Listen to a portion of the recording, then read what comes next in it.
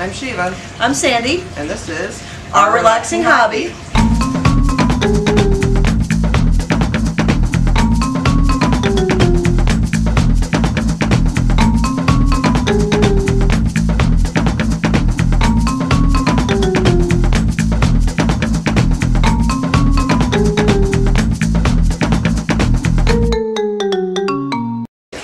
Hello. Hi. Tonight's episode is going to be how to dispose of a body. Today's episode is going to be how to do a pond liner. Really? I'm not so sure. Or both. Yeah, or both. Yes. My way was much more fun.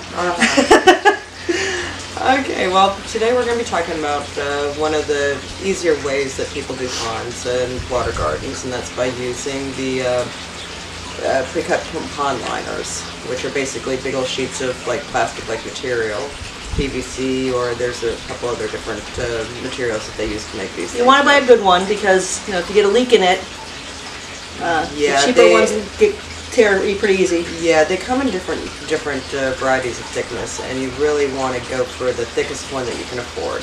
Right. Otherwise, you're just asking for trouble. Well, there is a cheaper route, I guess you could say, if you went with the pool liners. Yeah, but you have to also want it to be light blue. Light blue. Yeah, they're basically when you buy pond liners, they're generally always black. They have a shiny side and a dull side. You put the shiny side up, but they're always black, and they can cost a lot of money. I mean, the ones that we use run between $200–400 for a large one, for like our goldfish pond out there. Right. But you can go a cheaper route as long as you're willing to kind of sacrifice a little bit aesthetically. Right. And that's by getting a pool liner.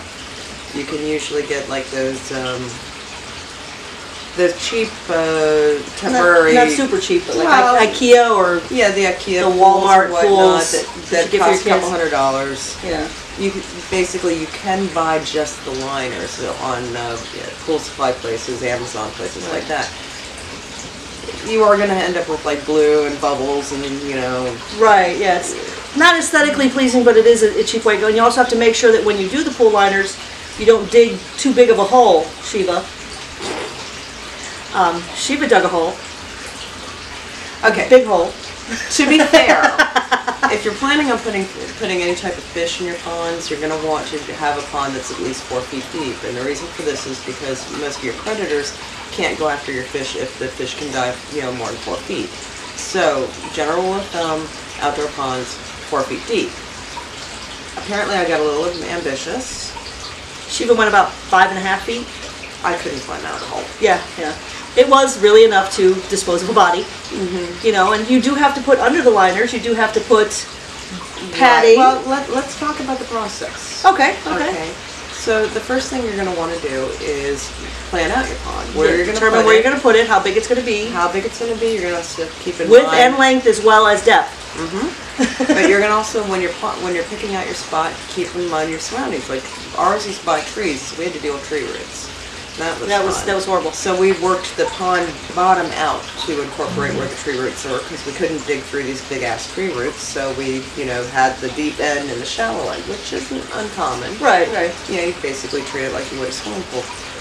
But you're going to want to figure out the width and length and depth of your pond, and when you go to buy your liner, you're going to have to keep that in mind too. You can't just, if you're going to do a 6x10 pond, you don't buy a 6x10 liner. No, because you got to remember depth again. It goes down in. Right. So it's not just going straight across. So you have to keep in mind what your side depths are, what your depth is going to be, and then you're also going to want to keep at least a foot of the liner at ground level. On the ground level, so you can put things on top of it to hold it still. Right. So for a 4 foot deep pond, then you're going to have to add 5 feet additional liner in each direction. Right. In order to have that done. We'll show them how you dug the pond and how you made little ledges so she could put the pumps and everything on them to access the filters. So now, once you're done digging, you don't want to put your liner straight on dirt. Right. You have to have some sort of underlayment with it. You can buy professional pond underlayments, and they're a bit pricey. A body works? No, it doesn't. Sorry. No, a body does not work. The bones, honey, the bones. Okay, you know? fine, And fine. The body decomposes and it causes a gap, and you know, and it's scary that she knows that. Go ahead. I guess it is. But for underlayment, you can get like the professional pond grade ones, which are going to cost you a bit. Or you can go to a carpet store and get carpet remnants. Or you can go dumpster diving and look for mattress pads work. Mattress pads, couch Cushions. Couch cushions work. Old pillows. Pretty much anything that's going to create some sort of a cushion between the liner and the ground. And that's because once you start adding water, and keep in mind that 1 gallon of water is 8 pounds, and when you're talking a pond that's like, you know, ours, which is about 800 Almost gallons. 800 gallons, yeah. Yeah, that's a lot of weight being put on the liner. If there happens to be any type of sharp rock or anything like that, that's going to be a really good way to puncture your liner. Right. So you always want to have some sort of thick underlayment between the ground and your liner. Right. So you put your underlayment down, and then you spread out your liner. And one thing people don't seem to realize is that you can't just spread out your liner and then fill the pond and done. You actually have to fill the pond while you're spreading out your liner. Yes, because it does create little pockets. Yeah. And you don't want to be able to have it, especially if you have fish and you're going to be putting fish in there, you have to be careful. Because you did have a fish once that was stuck in a liner. And because the liner wasn't completely any folds, you want to make sure as you're doing, it took us a hot minute to fill that pond out there to make sure we got rid of all the excess things. Yeah, basically you're going to be in your pond as it's filling, smoothing it out. Shiva was in the pond as it was filling. Yeah. Sandy was outside. I was supervising. So, I mean, yeah, that was what it was. Supervising. Supervising, yes, with laughter. With laughter. And pictures. Yes. Now, another thing is, like, whenever you're dealing with ponds that you're actually planning on putting fish in, right? You do have to keep in mind that you're going to have to design your pond for keeping in mind that the biosystem, things like that, that you wouldn't necessarily need if you were just going a straight up water garden of plants. So you are going to have to figure out where are you going to put your filter, where are you going to put, where are you going to put your pumps, what kind of water system and aeration and things like that are you going to have to do. All those have to go into your pond design as well. In another episode, we're going to be talking about like fountains and waterfalls, but for this one, we're specifically going with building the pond. Yeah, and things to kind of distract the wildlife from, plants, and we put some. We'll show some, what we did above it to kind of keep the predators away from the fish. Yeah. Along with them being able to dive down. Yeah, because overhead raptors and other aliens that are sky hunters will be able to dive down. Yeah, you want to be able to. So you want to dissuade them. Right. But basically, we'll show you step by step how we did our big ass goldfish pond out there. And then, if you don't want to deal with the liners, there is an easier route for if you want to do a pond. But this does not work for koi. And that's the preformed ponds. Oh, right, the preformed. Yeah, you can get different sizes if you just want a little pretty water garden. But if you want fish, you want to go with the largest, especially if you want goldfish. Yeah, the largest I've seen is about 200 gallons in a preformed pond. And, they're basically made of heavy plastic. You dig a hole, set them in, fill the hole, the gaps back up, put a fenced-in pond, no getting in and smoothing it out, no underlayment, right, which is great in theory. Yeah, it's great for an easy way to have a pond for a couple of fish. Right, but again, most of the time when people show me their ponds and like, oh, I want fish in that, it's like you want minnows, right, or maybe guppies. But it's not going to work for like koi or comets. Actually, you could probably get away with fantail goldfish, but not comets. The larger ones, which are about 200 gallon, you could probably get away with maybe 2 or 3 goldfish. But they remember again, they do grow up to 12 inches, up to 18 inches. Okay. Yeah. So you won't have them in there for long. So anyway, but yeah, it's an option. Yeah. And what about when you get leaks? I think you wanted to discuss that for just a second. I did. Because occasionally the liners do leak. Occasionally, it doesn't happen often if you do it properly, but every once in a while. Yeah, I mean, that has a lot to do with the quality of your pond liner, making sure that you use the thickest one you can. But even the thick one, every now and then you're going to have something happen.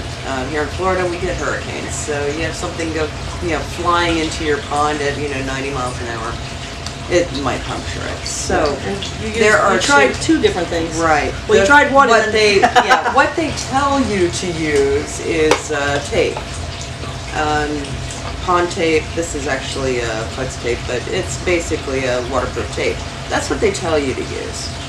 That worked great. Yeah, that worked fabulous for about 2 seconds. Two things with it. One, it never sticks the way that they say it's going to, and two, the fish will pick at it too.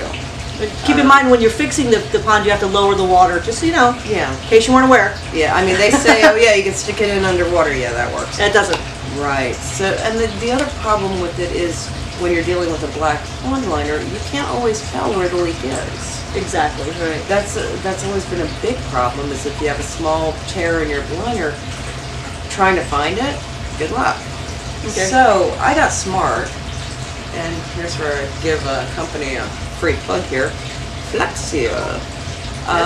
You actually see on the commercials the guys talking about, oh, you can line your pond with it, which is probably true. I've never tried doing it that way. Right. What I can tell you is that this will stick to a pond liner, like the black pond liner. And spray this fix around the leak right away. Basically, you spray it around and it gets into wherever your hole is, and then that way you don't have to sit there and hunt down where your hole is. You just spray it around the general area where you know the hole, is probably at. The level where the level. Right. Yeah. For sometimes mine, it's a process. Yeah, for mine I could tell what level the hole was at by when the water stopped going down, and then I knew right above that was somewhere where the tear is. So I sprayed this around, let it dry, and it's been patched for about 2 years. About 2 years, yeah. Yeah, about 2 years. So it is some good stuff. So we do recommend. I mean, honestly, I hate to say it, but you do recommend buying some if you're gonna have an outdoor pond. I always keep a can on hand, just because I do have a couple different liner ponds, and 2 of them have fish in them. So right. Yeah, it's actually a pretty good product for fixing the patches, and it's actually cheaper than some of the stuff I've seen in aquarium shops.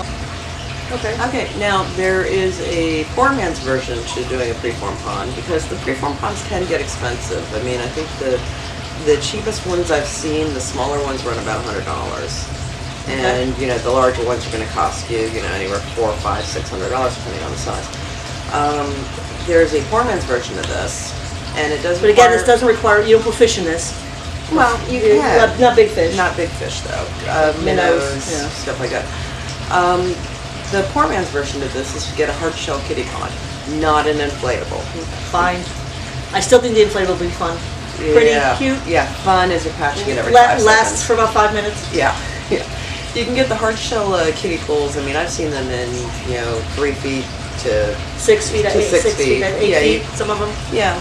Depending on how big you want your outdoor pond. Yeah. Basically, they're plastic. They're freestanding. You can bury them. They only get to be about maybe a foot deep, so that's why you can't put big fish in. But you can put small minnows in it and your plants in it, and put a nice little fountain in the middle. I did that once when I was just doing a plant pond when I was first starting out with water gardening. The downside is you might end up with like some cartoon characters or stuff, printed on your pond. Depends on your point of view. I mean, that might be cute. Yeah. Now you can paint these. If you get plastic paint, you can paint a kiddie pool. However, if you do go with that route and paint with plastic paint or not, you can't put fish in it. That is toxic to the fish. Okay. But for plants, they don't care. Throw some rocks at the bottom of it, you're good. So that's a cheap way to do a decent sized pond if you're just doing like plants and maybe minnows, but carp and whatnot aren't going to do all of that. So, all right, so you want to show them what we've done? Yeah, we can show them how we're doing this. All right, let's go see it.